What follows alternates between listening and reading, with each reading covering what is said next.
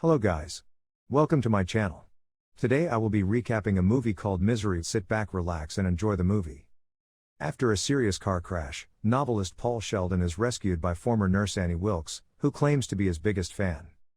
Annie brings him to a remote cabin to recover, where her obsession takes a dark turn when she discovers Sheldon is killing off her favorite character from his novels.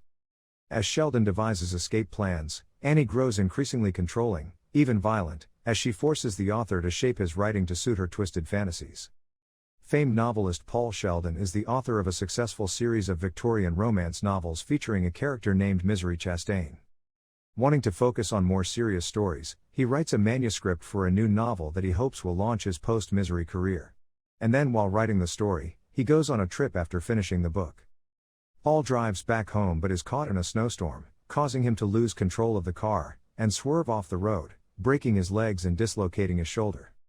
There is a flashback where Paul is talking to his publishing agent, Marcia Sindel, who scolds him for killing off the main character in his newest book, Misery's Child. Paul states that, if he had not killed Misery, he would have ended up writing her forever, and states he's leaving for Colorado to finish the new book. And while traveling from Silver Creek, Colorado, to his home in New York City, Paul is caught in a terrible blizzard and gets into a serious accident, which rendered him unconscious for several days. And then he recovered with a broken leg. Then he needs the assistance of a home nurse.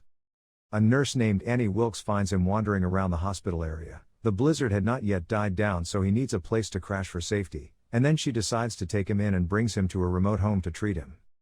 Paul, who has been sleeping for a long time, regains consciousness. Then Paul, having regains consciousness and finds himself bedridden in a strange house with broken legs and a dislocated shoulder. He was wondering where he was, and he got to be there when he saw a lady walking into the room. It was Annie, and Annie claims to be his #1 fan and talked at length about him and his novels. Paul asks Annie how he got there, and she explains to him that she took him to help him till he can able to stand and walk back home. Then she offers to look after him until the telephone lines are reconnected and the local roads reopen following the blizzard. Paul's so surprised by Annie's generosity in helping. Paul is so grateful for Annie's help, and out of gratitude, Paul lets her read his new manuscript. He thinks that since Annie is a huge fan of his, so she wants her suggestions, and also thinks there will not be any harm in showing her his manuscripts. Annie is excited and she takes the manuscripts inside Paul's bag and she started reading the manuscript. As she is reading the manuscripts, her face changes, and she is angered by the profanity in his new work, disturbing him, but apologizes.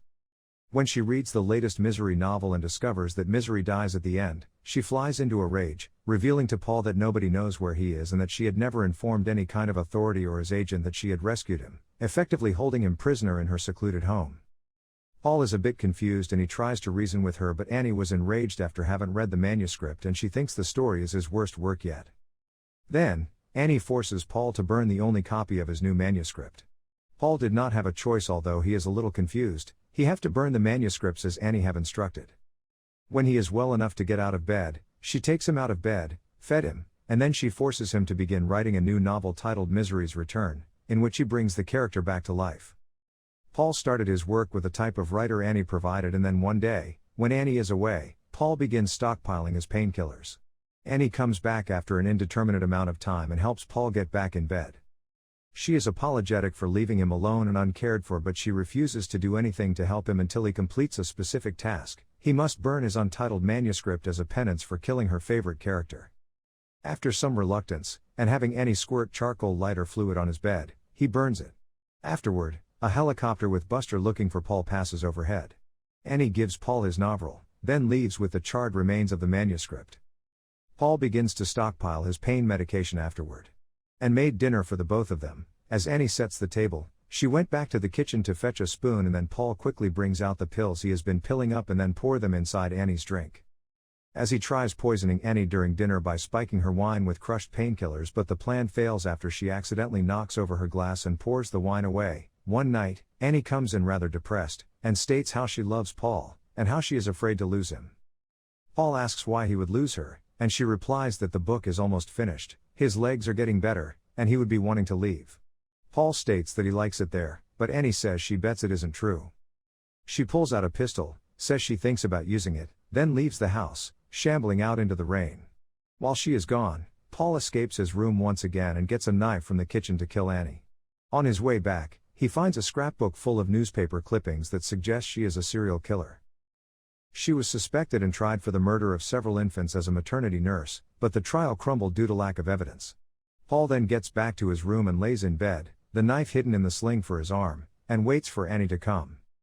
When she finally does come, she heads upstairs and starts watching TV. Paul hides the knife under the mattress and goes to sleep. Paul could not believe how dangerous that woman is. Paul also noticed that Annie had quoted lines from his misery novels during her trial. The next day Annie is seen inside Paul's room in prison. Then when Annie discovers that Paul has been secretly sneaking out of his room, she got really angry during the night. Annie drugs Paul with a hypodermic injection and straps him to the bed. When he awakens, Annie reveals that she knows of his excursions from his room, mainly because of the ceramic penguin. He always faces south. She tells him of what happened to miners who stole diamonds in the Kimberley diamond mines of South Africa, hobbling, which was a punishment to prevent escape, but also not to impair their workability.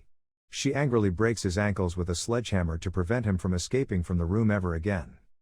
Meanwhile, Marcia, having not heard from Paul, suspects that he's missing, and calls the Silver Creek sheriff, Buster, to report it. States that nothing's been heard around there, but he will put Paul's name through the system and will keep in touch with Marcia. Marcia, however, is unaware the Silver Creek Constabulary is more primitive than the NYPD, and Buster's system is tacking a post-it on the wall to remind himself of Paul Sheldon. When Annie is shaving in Paul's face, she asks if she can read Paul's newest book, which she saved from the wreckage, to which Paul agrees. While she is feeding him soup, Annie states that the book is great, but that she dislikes the excessive use of profanity.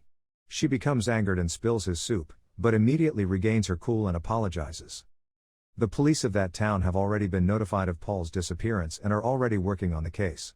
The local sheriff, Buster, is the one investigating Paul's disappearance. The police officer went to the hospital to gather clues, and he also went to his hotel to check if Paul have checked in since his journey. Then clues lead him to visit Annie. The police officer knocked on the door, and Annie answered him. She acted normal. The police asked her a few questions about Paul, but she denied having had an encounter with him. Paul in his room can see a police officer in front of the door through the window. He started hitting his hand on the table to alert the police officer. Annie, hearing this, closed the door a bit, but she was not the only one that heard the sound. The police officer heard it also. The police officer demands he checks inside the house. Annie invited him and showed him everywhere except where she was hiding Paul. The police officer then notices and opens the door. Then he saw Paul, and then all of a sudden, Annie points a gun at the police officer and she fatally shoots him dead when he finds Paul drugged in the basement. She blames Paul for putting her in misery. She tried to blame everything on Paul. She then attempts to kill Paul in a murder-suicide, but Paul, concealing a can of lighter fluid in his pocket, convinces her to let him live long enough to finish the novel to give misery back to the world. Annie thinks what he said is correct and lets him live.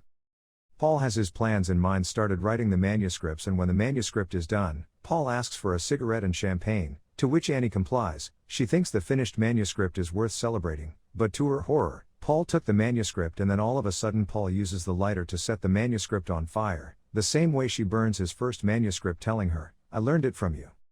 Annie is left devastated. She did not think Paul is going to make a move like that, and then she tries to attack Paul. Paul fights back and then strikes Annie with the typewriter he used to write the manuscript after she tries futilely to save the manuscripts from burning, and they engage in a violent struggle, with Paul, who is suffering from a gunshot wound on the shoulder from her revolver.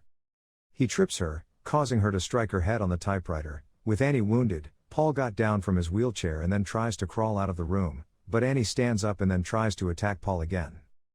Paul quickly grabs a metal doorstop and bashes Annie in the face, which finally caused her death. Then Paul was able to get himself out of her house. Then after 18 months later, after Paul had escaped from Annie's captivity, Paul treated his leg and Paul is now walking with a cane. He meets up with his agent, Marcia, in a restaurant in New York City. The two discuss his first post-misery novel, and Marcia tells him about the positive early buzz. Paul replies that he wrote the novel for himself as a way to help deal with the horrors of his captivity by Annie. Marcia asks if he would consider a non-fiction book about his captivity, but Paul, who suffers psychological trauma from the experience, did not agree to Marcia's idea. He did not want to traumatize himself more by remembering what Annie had done for him. Paul then sees a waitress approaching him, whom he hallucinates as Annie, commenting that he still thinks about her once in a while. The waitress tells Paul that she is his #1 fan, causing Paul to meekly reply, "That's very sweet of you."